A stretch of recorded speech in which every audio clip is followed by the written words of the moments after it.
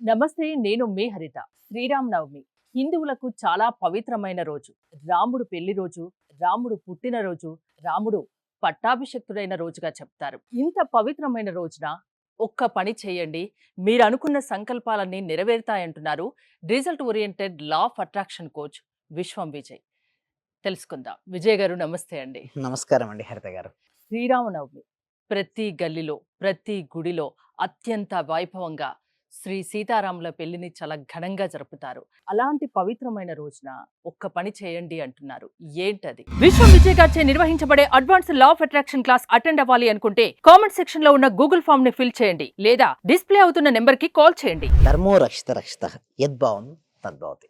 అవునండి హరిత గారు, శ్రీరామ నవమి. ఓకే, చూడండి అందరూ కూడా ఏమనుకుంటారంటే చాలామంది డిసప్పాయింట్ అవుతారు. ఎందుకంటే కష్టాలు నష్టాలు వచ్చినాయని చెప్పేసి అందరూ వదిలేస్తారండి. ఇటు బిజినెస్లో లాస్ వచ్చిందని, ఎగ్జామ్లో ఫెయిల్ అని చెప్పేసి, లవ్ ఫెయిల్యూర్ అని చెప్పేసి అసలు నా జీవితం ఎందుకు అనుకుంటారు. బట్ ఈ ఉదాహరణకు శ్రీరాముని జీవితంలో చూడండి మేడం, అన్నీ కూడా ఎలా ఉంటాయి మేడం. బట్ ఒకటే ఒకటి, తను ఎక్కడ కూడా ధైర్యాన్ని కోల్పోలేదండి శ్రీరాముల వారు. ఓకే, వచ్చేసి కైకేయికి కోరినటువంటి వరాలను చూసేసి దశరథ మహారాజా అడుగుతారండి. ఓకే, అక్కడ అడిగినప్పుడు చూడండి, అడిగినప్పుడు ఏంటి తెల్లారి రాజ్యాధికారం, పట్టాభిషేకం, నెక్స్ట్ వనవాసం. అంటే ఒక్కసారి ఎప్పుడైతే తన వనవాసానికి వెళ్ళినప్పుడు ఎటువంటి ఫీలింగ్స్ లేదండి, ఎటువంటి ఎమోషన్ లేదు. స్థితప్రజ్ఞ లక్షణాలు మనం గమనించవచ్చండి శ్రీరామనవమి రోజు. అంటే శ్రీరాములో ఉన్నటువంటి క్వాలిటీస్ ఏంటంటే ఏదైనా సరే తట్టుకునే శక్తి తనకుందండి. సకల గుణాభిరాముడు అంటారు. ఎస్, అవునండి. అయితే చాలా మంది ఏంటంటే చిన్న చిన్న వాటికే వర్రీ అయిపోతారు. బట్ శ్రీరాముడు అలా కాలేదండి. ఓకే, తెల్లారితే పట్టాభిషేకం, పట్టాభిషేకం లేదు 14 ఏళ్ల వనవాసం అనేసరికల్లా అందరూ ఏదోదో అనుకుంటారు. బట్ శ్రీరాముడు నిశ్చలం, స్థితప్రజ్ఞ. కష్టం వచ్చినప్పుడు, నష్టం వచ్చినప్పుడు, భయం వచ్చినప్పుడు, బాధ వచ్చినప్పుడు కృంగిపోకుండా ఎవరైతే సహనంతో ఓకే చిరునవ్వు ముఖంతో ఉంటారో వారిని స్థితప్రజ్ఞ లక్షణాలు అంటారు. స్థితప్రజ్ఞ లక్షణాలు వారికి ఉన్నాయి. బట్ లా ఆఫ్ అట్రాక్షన్ నేను ఏమంటానంటే శ్రీరామనవమిలో మీరు అలాంటి లక్షణాలు కలిగి ఉండండి. సార్ అనొచ్చు, అలా ఎలా పాసిబుల్ అవుతుందంటే ఫస్ట్ బ్రహ్మముహూర్తంలో నిద్ర లేవండి. శ్రీరామనవమి రోజు ఎవరైతే బ్రహ్మముహూర్తంలో నిద్ర లేసి వారి సంకల్పాలు ఆల్రెడీ జరిగినట్టుగా దర్శించమని చెప్తాను. ఫస్ట్ థాట్ అండి. అంటే శ్రీరామ రోజు రోజులు లేస్తారు కదండి, ముందుగా అట్లా ఎలాగో దర్శనం చేసుకుంటారు కొంతమంది. ఏందో ఎప్పుడైతే మీరు దర్శనం చేసుకున్న ప్రతిసారి మీ సంకల్పాన్ని గుర్తెచ్చుకోండి. అంటే నేను కూడా అలా సాధిస్తాను. ఏదో నా జీవితంలో ఎన్నైనా రానివ్వండి ఇష్యూస్, బట్ వాటిని నేను ఎదుర్కొంటానని అనుకోవాలి. చూడండి, ఇక్కడ మనం చూసినట్టయితే ఆనందం యొక్క ఒక తలుపు మూసుకున్నప్పుడు మరొక తలుపు తెరుచుకుంటుంది. కానీ తరచుగా మనం మూసివేసిన తలుపు వద్ద చాలాసేపు చూస్తాం, కానీ మన కోసం తెరిచిన దాన్ని చూడం. సో ఒక పర్సన్ చూడండి, ఒక పర్సన్ ఎలా ఉన్నాడు చూడండి, తనకు ఒక డోర్ క్లోజ్ అయిందండి, ఒక అవకాశం అనేది రాలేదు మేడం. ఇంకో ఓకే, అవకాశం పక్కనే ఉంది. పక్కనే చూడండి ఆ, డోర్ ఓపెన్ చేసి ఉంది. కానీ ఎంతసేపు తను ఏదైతే క్లోజ్ చేశాడో తను మాత్రమే చూస్తున్నాడు తప్పిస్తే ఓపెన్ చేసినటువంటి దాన్ని చూడట్లేదు. ఎప్పుడైతే తను ఓపెన్ చేస్తే హ్యాపీగా ఉండొచ్చు, అదే కదా ఎన్నో అవకాశాలు వస్తుంటాయి మేడం. ఒక అవకాశం కోల్పోతే మరొక అవకాశం రాదా, ఒక ఎగ్జామ్ ఫెయిల్ అవుతే ఇంకొక అవకాశం రాదా.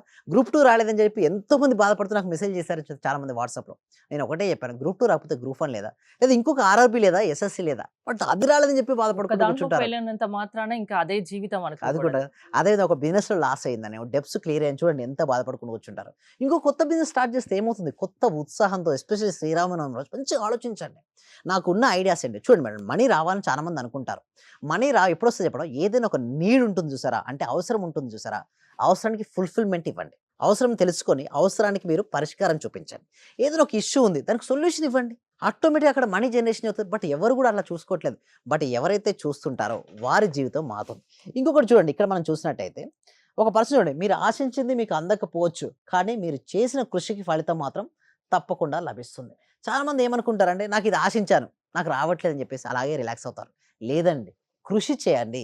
ఎట్లా చూడండి, ఒక పర్సన్ చూడ అలా వెళ్ళిపోయాడు, బట్ కృషి చేస్తే ఈ రోజు కాకపోవచ్చు, బట్ రేపు అనే రోజు రిజల్ట్స్ వస్తాయి. ఒక్క చోటే ఆగిపోకూడదు. ఎప్పుడు కూడా ఒక చోట అయిపోద్ది మేడం.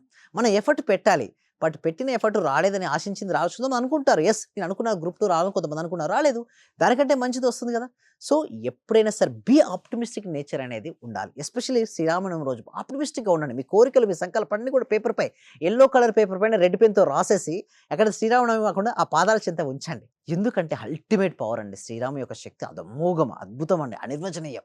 సో అటువంటి అద్భుతమైన శక్తి మీ లోపలికి రావాలి. చూడండి, ఇక్కడ లా ఆఫ్ అట్రాక్షన్ ఏం చెప్తుందంటే చూడండి, ఎవరెవరు ఏ రూపంలో కొలుస్తారో వారికి ఆయ రూపంలో దర్శనమిచ్చి వారికి శక్తిని ప్రసాదిస్తుంది. ఇది గీతలో ఉంది, సాయి చరిత్రలో ఉంది. అదేవిధంగా శ్రీరామనవమి రోజు శ్రీరాముని కదా పూజిస్తుంటారు కదా. అడగండి, మీకు కావాల్సిన దాన్ని పాజిటివ్‌గా అడగండి. అడగంది అమ్మాయిని అన్నం పెట్టదు కదా. మీరు కూడా క్లారిటీగా మీ సంకల్పాలు ఏంటి? మీకు జాబ్ కావాలా? బిజినెస్‌లో గ్రోత్ కావాలా? మీ రిలేషన్‌షిప్ బెటర్ కావాలా? కెరీర్ కావాలా? గోల్డ్ కావాలా? ఏమి కావాలో క్లారిటీగా అడగండి. అడిగితే డెఫినెట్‌లీ ఆ శ్రీరాముల వారు డెఫినెట్‌లీ ఇస్తారండి. ఒక కొడుకుగా, ఒక భర్తగా, ఒక అన్నగా ఇలా ప్రతి ఒక్కదానికి ఆదర్శప్రాయుడిగా శ్రీరాముడిని చెప్తారు. శ్రీరాముడిని చూసి అందరూ నేర్చుకోవాల్సింది ఏంటి? యెస్. చూసినట్టయితే స్థితప్రజ్ఞ లక్షణాన్ని నేర్చుకోవచ్చు మేడం. ఆదర్శం అండి. చూడండి, కొడుకుగా ఆదర్శమే, భర్తగా ఆదర్శమే, రాజుగా ఆదర్శమే. చూడండి, రాజుగా ఎందుకు ఆదర్శం అనొచ్చు. బట్ ప్రజాభిప్రాయాన్ని తీసుకుంటాడు మేడం. ప్రజాభిప్రాయం ప్రకారం సీతమ్మ వారు వారికి ఏంది అంగీకరించలేకపోయారు ప్రజలు. సో అందుకోసమే తనకు ఇష్టం లేకున్నా కూడా ప్రజాభిప్రాయం సెకండ్ ఒక రాజకీయ నాయకుడు అలా ఆలోచించగలగాలి మేడం. అన్నీ ఉన్నాయి మేడం. ఆదర్శమైన రాజుగా, ఆదర్శమైన పుత్రుడిగా, ఆదర్శమైన భర్తగా చూస్తే ఎవ్రీథింగ్ మేడం. అంటే స్థితప్రజ్ఞ లక్షణంతో ప్రతి లక్షణం తనకు ఉంది మేడం. సో అటువంటివి ఉండడం వలన చూడండి, ఆదర్శ మిత్రుడిగా మీరు చూస్తే వాలి, మనకు తెలుసు స్టోరీ వాలి. సో అటువంటి యొక్క స్టోరీ ఏంటిదంటే వాలి సుగ్రీవులు ఇద్దరు ఉంటారు మేడం. వాళ్ళ యొక్క ఏంటిదంటే ఎవరైతే తనకి ఎదురుగా పోరాడతారో వాళ్ళు సగబలం వచ్చేస్తుంది. కానీ సుగ్రీవుడు తనకు మిత్రుడు. ఎలాగైనా సరే సుగ్రీవుడు తన మిత్రత్వం చేసుకొని తన యొక్క సీత యొక్క జాడ తెలుసుకుందాం కోసం అక్కడ చేదంటే నిజం చెప్పాలంటే అక్కడ ధర్మ ప్రకారం ఏంటంటే వాళ్ళది అధర్మం చేయడం, సుగ్రీవుని ధర్మం. కానీ శ్రీరాముడు వారు ఏంటి ధర్మపరమే. కానీ ధర్మాన్ని రక్షించడం కోసం తన చెట్టు చాటు నుంచి బాణాన్ని వదిలాడు. బట్ అక్కడ చూసే వాళ్ళందరికీ అది తప్పుగా అనిపిస్తుంది. కానీ ధర్మంగా చూస్తే అది ఒక ధర్మమే. సో ఇంకొకటి మీరు ఇక్కడ చూసినట్టయితే చూడండి, మంచి సంకల్పంతో మేల్కోండి, మంచి పని చేసిన సంతృప్తితో నిద్రపోండి. చాలా మంది ఎలా చూడండి, చాలా మంది లేచుతోనే అసంతృప్తితో లేస్తారు. సంకల్పం అంటూ ఉండదు, ఒక డ్రీమ్ అంటూ ఉండదు వారికి. అలా ఎవరైతే నిద్రలేస్తారో వారి డ్రీమ్స్ ఫుల్ఫిల్ కావండి. లేసేటప్పుడు మాత్రం మంచి సంకల్పంతో మేల్కోండి, మంచి పని చేసిన go to bed with satisfy. చాలా మందికి ఏందండి ఎందుకు రిజల్ట్స్ రావో చెప్పనండి, సాటిస్ఫాక్షన్ లేదు. ఎవరి కోసమో దేనికోసమో చేస్తుంటారు. ఎస్, నా కోసం నేను చేయాలి. అందుకోసమే మీరు దేన్నైతే ప్రేమిస్తారో దాన్నే చేయండి, దేన్నైతే చేస్తారో దాన్నే ప్రేమించండి. అంతేగాని ప్రేమించిన దాన్ని చేసి మనసు ఉండదండి. అక్కడ ఎక్కడైతే మనసు ఉంటుందో అక్కడ రిజల్ట్స్ వస్తాయండి. రిజల్ట్స్ కావాలంటే లా ఆఫ్ అట్రాక్షన్ ఎక్కువ ప్రాక్టీస్ చేయాలండి హరిత గారు. లేచేటప్పుడే సంతోషంగా లేవాలి, పడుకునేటప్పుడు సంతృప్తిగా పడుకోవాలి. ఎస్, ప్రతిరోజు ఇవి చేయాలి. ఎస్. శ్రీరామనవమి రోజు ఒకసారి రిపీట్ చేస్తారా? శ్రీరామ రోజు ఇక్కడే లాస్ట్ ఏదైతే ఉందో అదే సంకల్పంతో నిద్ర లేవండి. అంటే బ్రహ్మముహూర్తంతో మీ సంకల్పంతో నిద్ర లేవండి. సంతృప్తితో మీ అన్ని కోరికలు కూడా నెరవేరాయని చెప్పేసి ఆల్రెడీ హ్యాపీగా పడుకోండి ఆ రోజు. 14th Monday new batch start అవబోతుంది. 100 బ్యాచెస్ కంప్లీట్ అయ్యాయి. ప్రాసెస్ ఏంటి? ఎస్. అయితే ఇక్కడ నుంచి మొత్తం సబ్జెక్ట్ మార్చడం జరిగిందండి. ప్రతిరోజు న్యూ టాపిక్తో మనం వెళ్ళబోతున్నాం. ఇదివరకు ప్రాక్టీస్ నుంచి మార్చుకొని డేస్ ముందుకు వెళ్తున్నాయి.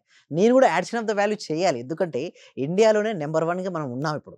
సో ఎంతో రెస్పాన్సిబిలిటీ ఉంది, ఎంతో మందికి రిజల్ట్స్ ఇవ్వాల్సిన బాధ్యత మన పైన ఉంది. సో దానికోసం ఏంటంటే ప్రతి Monday new batch and new టాపిక్స్తో మనం ముందుకు వెళ్తున్నామండి హరిత గారు. థ్యాంక్ యూ విజయ్ గారు. ఏదైనా సక్సెస్ మీ సొంతం కావాలి అంటే అది result oriented law of attraction వల్ల సాధ్యం అంటున్నారు విశ్వం విజయ్ గారు. New batch 14th Monday start అవబోతుంది. మీరు కనుక జాయిన్ అవ్వాలి అనుకుంటే స్క్రీన్ పై స్క్రోల్ అవుతున్న నెంబర్స్కి కాల్ చేసి కాంటాక్ట్ అవ్వండి. చూస్తూనే ఉండండి Suman TV. Thank you so much. Survey జన సుఖినో భవంతు, సమస్త లోక సుఖినో భవంతు. Thank you.